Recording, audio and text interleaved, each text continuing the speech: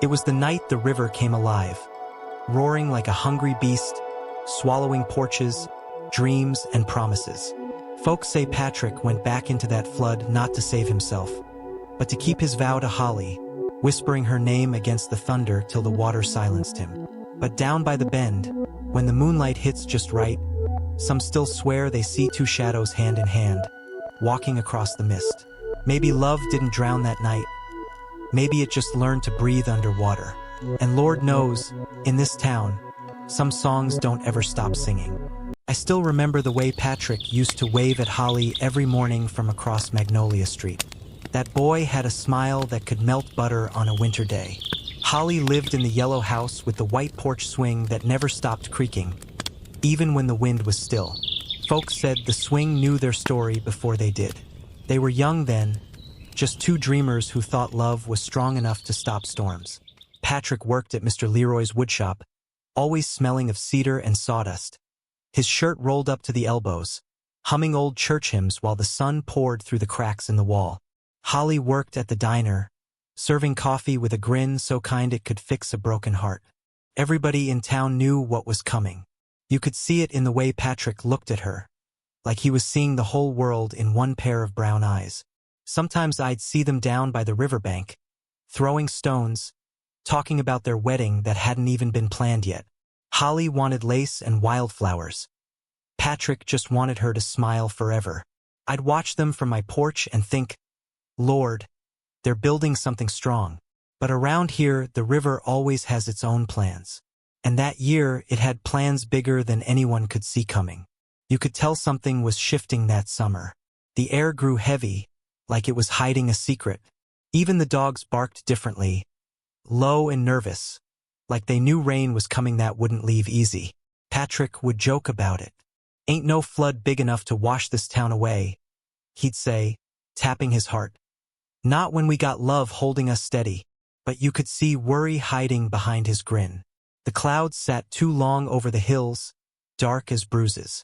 Folks started nailing boards to their doors, whispering about the flood of '79 like it was coming back to finish the job. Holly prayed every night, her voice soft as the rain that hadn't yet fallen. One evening, I saw her sitting alone on that creaky swing. She looked smaller somehow, like the world was getting too heavy for her shoulders. Patrick came running up the walk, drenched in sweat and sawdust. They say the dam's cracking, he told her, breathless. They're trying to patch it, but if it breaks, he didn't finish. He didn't need to. The river already knew its name. That night, thunder rolled across the valley like drums of warning. And I swear, when I looked out my window, I saw the first drop of rain fall on Patrick's hand like a sign he couldn't read. By morning, the rain had turned mean. It didn't fall, it slammed. The streets became brown rivers, carrying cans, leaves, and people's prayers. Patrick tied up the doors with rope, pushed furniture to higher ground, and told Holly, "We'll be fine, darlin'. We'll ride it out right here." But the water didn't listen. It crept up the porch steps, licking the edges of the swing that still rocked like it had faith. Holly clung to Patrick's arm, her eyes wide. "Patrick," she whispered, "what if it takes everything?" He smiled the way only a man in love can smile when he's scared. "Then we'll start again, just like before." Around noon, a neighbor banged on their door. Old Mrs. Carter, yelling that the river had broken through the levee. "You gotta leave now," she screamed. But when Patrick opened the door, the current rushed in, cold and fierce. It knocked him back, water swirling around his waist. Holly screamed his name, grabbed his hand, and for a heartbeat, they stood together in that storm like two trees refusing to bend. That was the last time I saw them both standing. By the next day, the town was half underwater. Boats drifted where cars once parked. The church bell tower stuck out like a finger pointing toward heaven, ringing faintly whenever the wind pushed it just right. I joined the rescue folks, wading through the current with ropes and flashlights. The smell of mud and fear filled the air. We found pieces of people's lives floating, photographs, shoes, even a half-soaked Bible that wouldn't close. When we reached the yellow house, only the roof showed. The swing was gone, carried off somewhere downriver. And in that silence that follows disaster, I thought I heard a voice. Not loud, just soft, like someone calling through water. Patrick! It was Holly. She was clinging to a tree branch, her hair tangled, her lips blue. When we pulled her up, she kept asking, "Where's Patrick?" Over and over, even when she was too weak to breathe. We never found him that day. Just his pocket watch later, stopped at 2:47. The flood finally went down, but it left behind a silence too thick to talk through. The town rebuilt. Folks always do. But something stayed broken in Holly. She'd walk to the river every evening, barefoot, with his watch hanging around her neck. Some said she talked to him. Some said she just listened. One evening, I followed her, quiet as I could. She stood there by the water, where the sun bled orange into the sky. She whispered something, soft, slow, like a prayer mixed with a song. And I swear the river calmed. The wind stopped. The whole world seemed to lean in. Then, out of nowhere, the water shimmered. Just for a second. And I could have sworn I saw Patrick standing on the other side.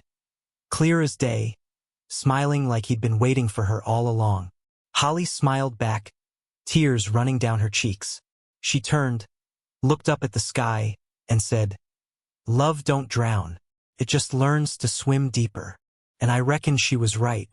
After the flood, life in town moved like an old mule, slow and limping. Folks tried to smile again, but you could see the sadness in their shoulders. The church put up new boards, the diner reopened with fewer tables, and the children stopped playing by the river for a while. Nobody wanted to hear water sing again. Holly stayed with her aunt on Elm Street. She barely spoke those first few weeks. You could see her sitting on the porch, holding that pocket watch like it held his voice. Every tick that no longer ticked seemed to echo something inside her. One morning, Reverend Tate came by with his wide-brim hat and soft hands. He said, "Child, you gotta let go so the Lord can fill your hands again." But Holly shook her head. "He ain't gone, Reverend," she said softly. "The water didn't take him. It just carried him somewhere love can still reach." The Reverend didn't argue. He just bowed his head and said, "Sometimes faith looks a lot like madness, Holly, but the Lord works in both." And she smiled a little, the first smile since the flood. There was something different in Holly after that. She still went quiet when rain fell, but sometimes she'd hum under her breath. Low and sweet, the same tune Patrick used to hum while sanding wood at the shop. The sound of it carried through the air like smoke. I remember one night, a storm rolled in again.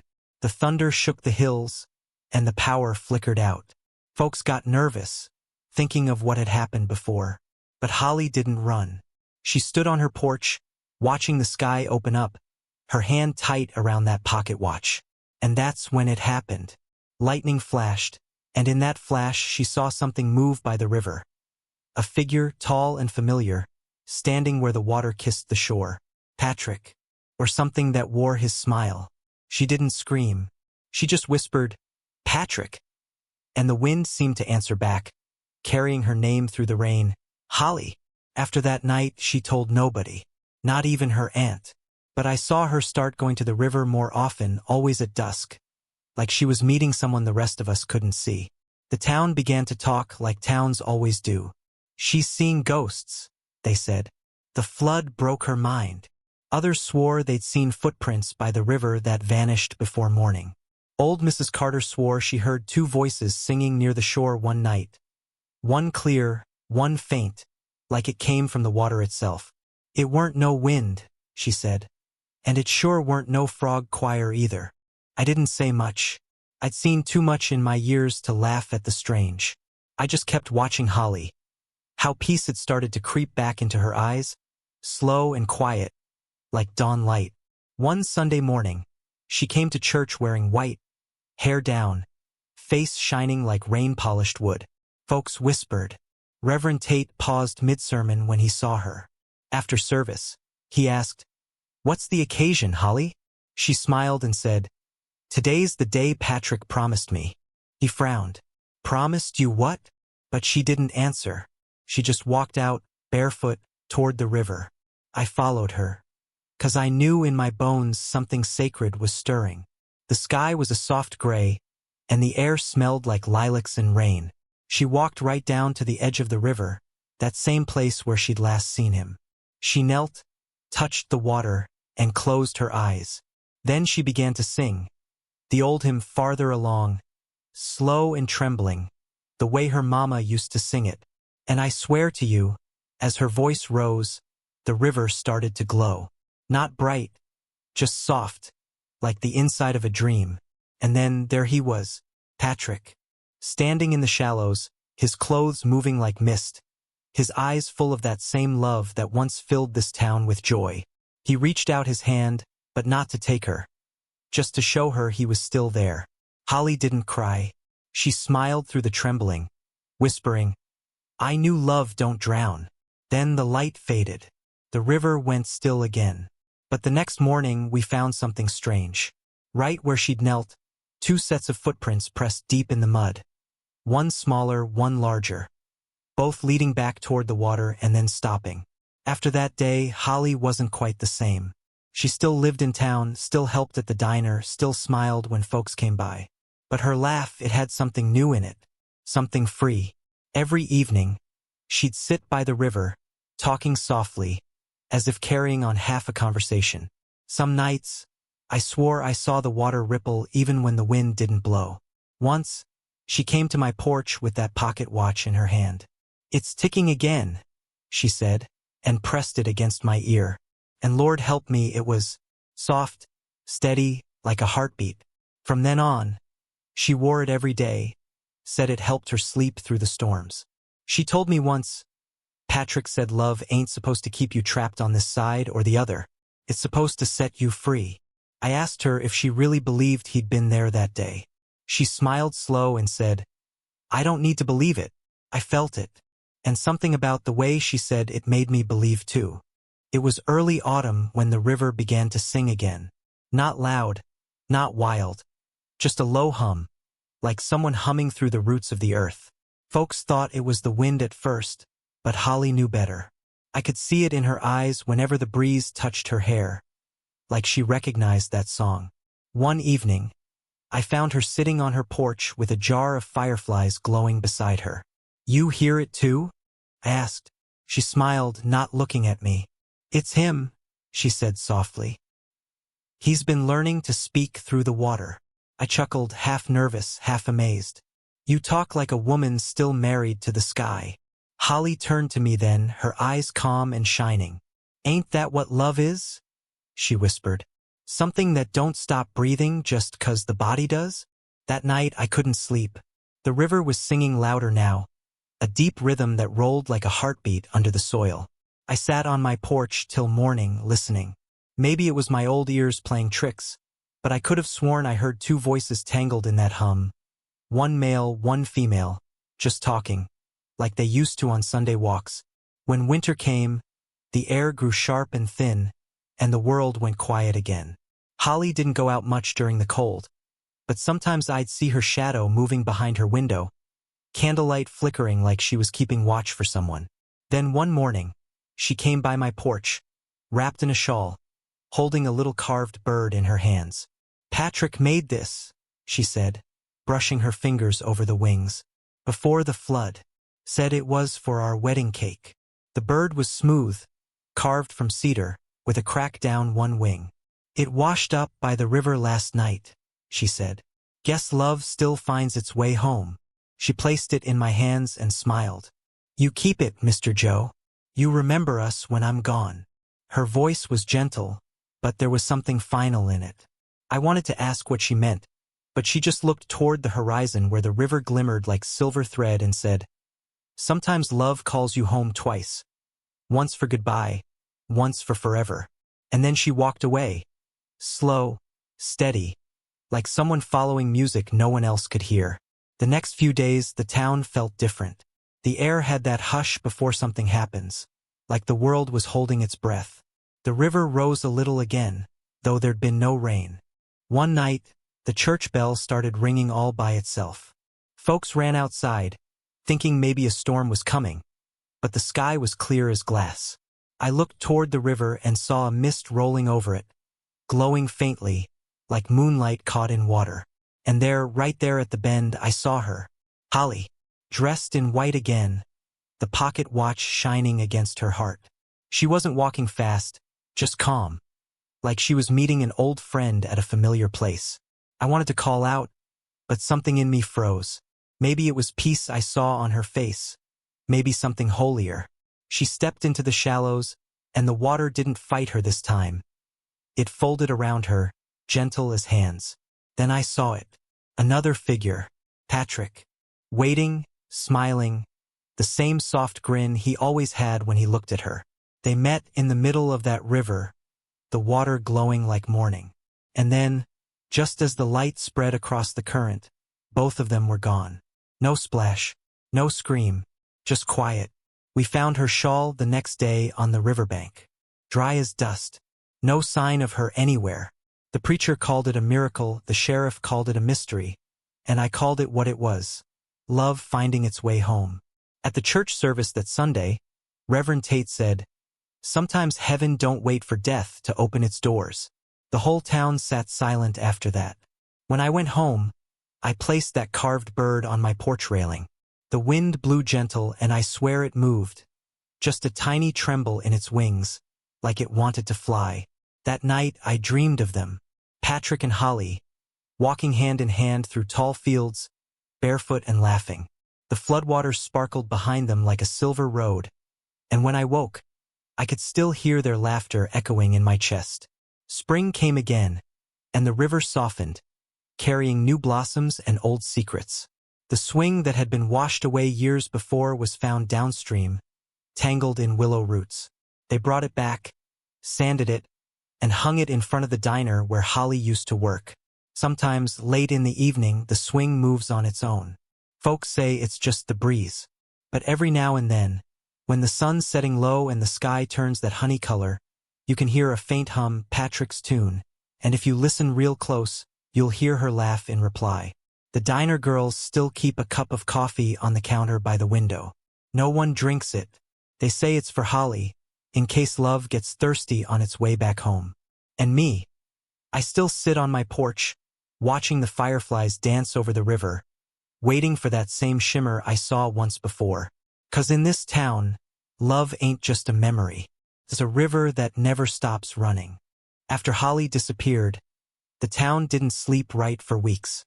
Folks would close their curtains early, whispering that maybe love had turned into a spirit that still walked the riverbanks. But it wasn't fear in their voices. It was wonder. Old Mrs. Carter said she saw a glow one night by the bend, 2 lights twirling slow, like lanterns dancing. The next morning, her dying rosebush bloomed again after 3 summers of silence. Down by the diner, the coffee cup left for Holly was always half empty by morning. The waitress swore she heard a chair scrape softly, like someone polite was sitting down to rest a while. The preacher tried to hush the stories, but even he started pausing at the river during his walks. One Sunday he said, "There are kinds of love the Lord doesn't take away, he just lets it change shape." And nobody argued. The town wasn't haunted. It was healed. In a strange, quiet way, Patrick and Holly had become part of everything. The wind through the pines, the swing's creak, the slow hum of water after dark. It was the children who felt them most. They'd play by the riverbank, laughing, and sometimes a sudden warmth would move through the air, like sunlight without a sun. They'd stop, eyes wide, and whisper, "Did you feel that?" Then they'd giggle and toss pebbles into the water, saying, "That one's for Patrick, and that one's for Holly." One afternoon, a boy named Jacob came running to my porch, breathless, holding something shiny. "Look," he said. It was a locket, rusted but still pretty, with 2 initials carved inside P and H. He said he found it buried shallow in the mud near the old bridge. "Maybe the river wanted me to have it," he said. I didn't know what to say. I just told him to keep it safe and remember that some things don't get lost. They just wait to be found again. That night, I swear I saw a streak of light glide over the river.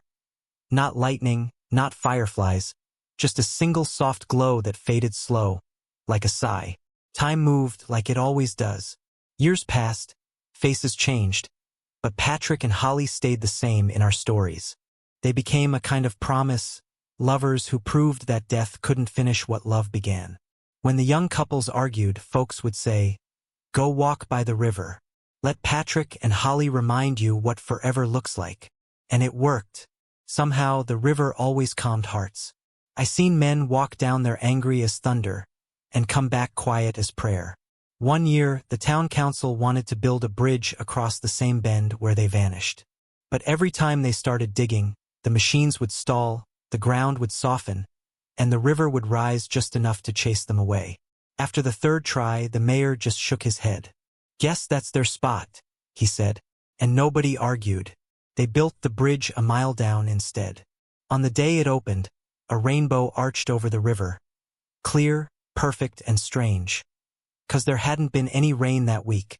Now, I ain't one for fancy signs, but there's one story I still can't explain. It was the night of the town's 50th flood memorial. Folks lit candles, sang hymns, and tossed flowers into the water for all the lives that had been lost. The current carried those blossoms slow, but one pair of lilies drifted apart from the rest. They circled each other a few times, then floated toward the middle of the river, right to that bend. Then the strangest thing happened. The water rippled in two perfect circles, meeting like joined hands. The candles on the shore flickered brighter, and I heard someone behind me whisper, "They're still dancin'." The next morning, those same two lilies washed up on the church steps. Fresh, dry, and tied together by a ribbon that no one claimed. Sometimes I sit by my window at night, listening to the soft hum of the river. Sounds different now, gentler, like a lullaby. I reckon Patrick and Holly found their way into that sound, turning sorrow into song. Some say love ends, some say it fades, but not theirs. I believe when they met again in that glowing water, they didn't vanish. They became what this town needed, proof that love don't stop. It just changes address. And when the moon's full and the porch lights flicker, I swear you can see two shapes walking along the opposite shore. One with hair like sunlight, one with a grin that could charm the sky. If you wave, sometimes the water ripples back, like it's waving too. They say stories fade with time, but not in our town. Every year when spring rolls in and the honeysuckle blooms, someone new comes to the river with a question on their heart. And somehow the water always answers. There was a young couple once, Clara and Ben. They fought so much folks said they'd never make it to summer. One night, Clara ran off crying, right down to that same bend where Patrick and Holly vanished. She sat there, mad at love, mad at everything. But when she looked at the water, it shimmered. Not bright, just soft, like moonlight moving under skin. Then she heard two voices, faint but clear as day. One said, "Hold on." The other answered, "Always." She ran home shaking, but not scared. That night, she told Ben she didn't want to fight anymore. They got married under the oak tree that still leans toward the river, and folks said when they kissed, a warm breeze passed through, sweet as sugar and gone in a blink. Since then, we started calling that bend Lover's Hollow. Not out of sadness, out of respect. It's where the kind of love that don't break still lives. There were others too. A drifter came through one summer, name was Sam, I think. Said he'd been running from bad luck and worse choices. Slept near the river one night, and when he woke, his old pocket knife, the one he used to keep for trouble, was gone. In its place was a cedar carving. A bird, smooth and cracked along one wing. He came into town the next day looking different, lighter somehow.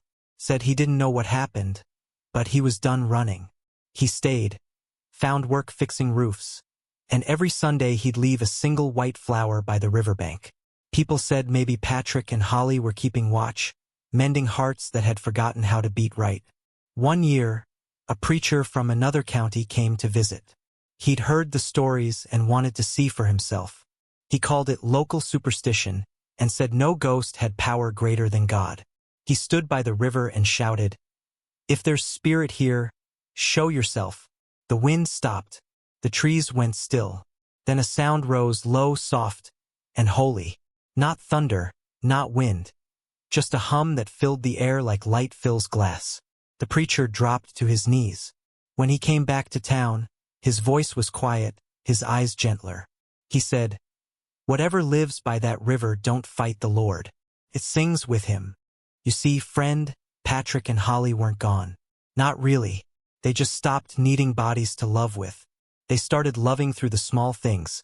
A song, a breeze, a soft ripple when the world was too still. Even the animals seemed to know.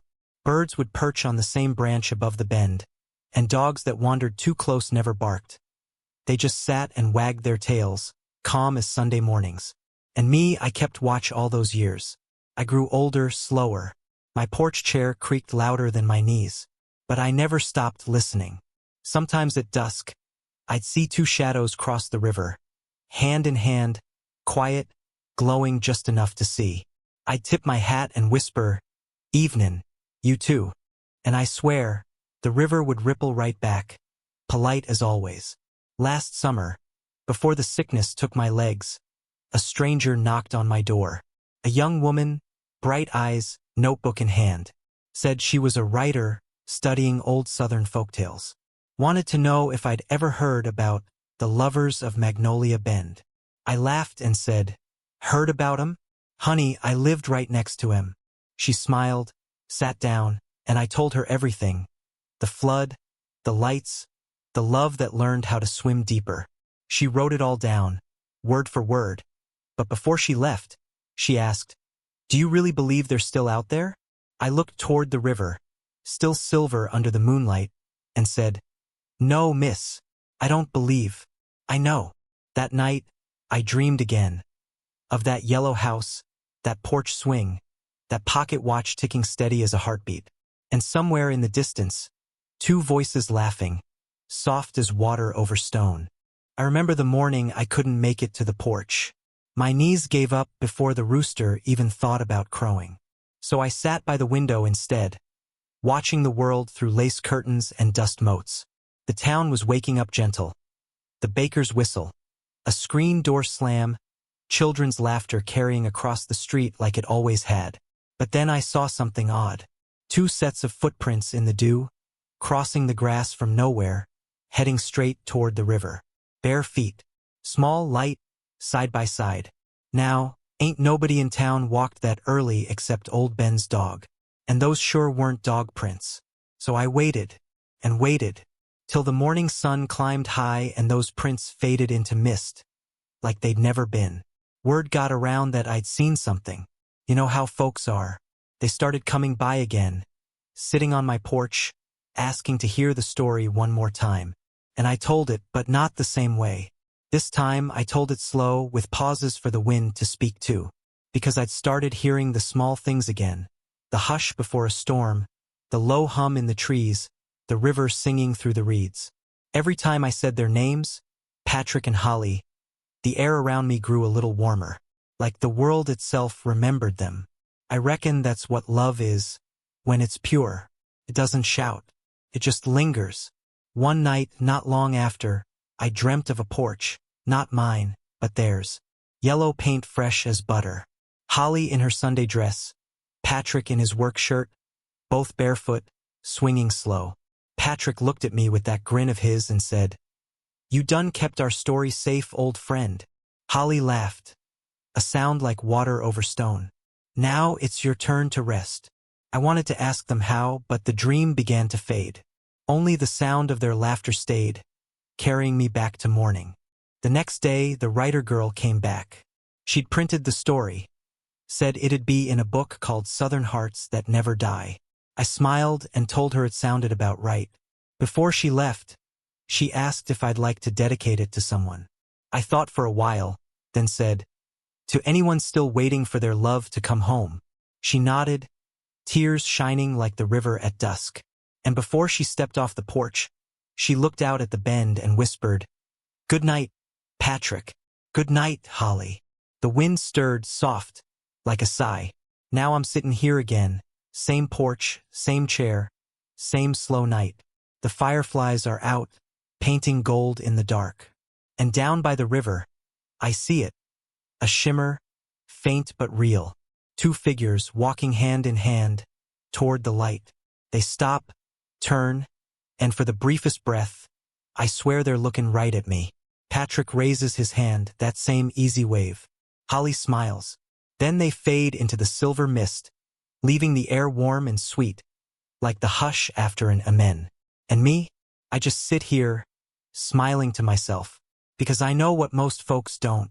Love don't end when the song does. It just changes tune.